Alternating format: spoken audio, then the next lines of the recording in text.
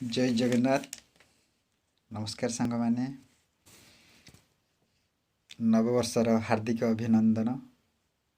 आगामी दिन आपण मानक पई सुख समृद्धि हेउ, आनंद रे बीती जाऊ आपणक जीवन। मु भगवान जगन्नाथଙ୍କ पाखरे क्षमा प्रार्थना मागुअछि। आसंतु आज गोटे कविता शुणिबी, आपण मानक शुणेबी। अति कला वर्ण पिलाटी कहे नाही से कथा, कहे नाही से कथा, मौन हेई से बसिछि लागे सभिंकु व्यथा। पुरी धामे घर ताहार बड़ देउल नामे, बड़ देउल नामे, देखिबाकु गले भकत लुचे सिए सरमे। गंभीरा घर रे बसिछि देखि खंडिया हाथ, जहा केही किछि मागिले से देव केमंत।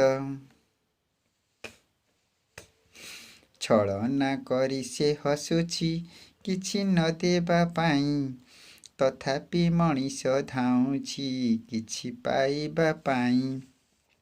कथा नाही जहा साथी रे से किछि दिएनी, से किछि दिएनी, कथा कुहा लोक कोउठी केबे पर हुएनी।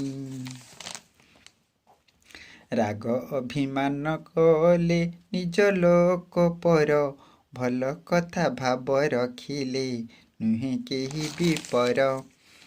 पर को जे भावे पर से नुहे कहार, पर को भाविले निजर साहा कला ठाकुर।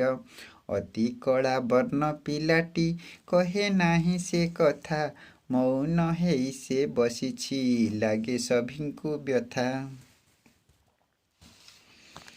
किए से बाहाना करिला एई मनीष पाई, काठर कंढेईटाकु गला भल से पाई।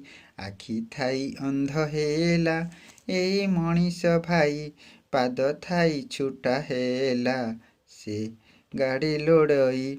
मुह थाई खना हेला बड़ सानंक पाई, मिठा कथा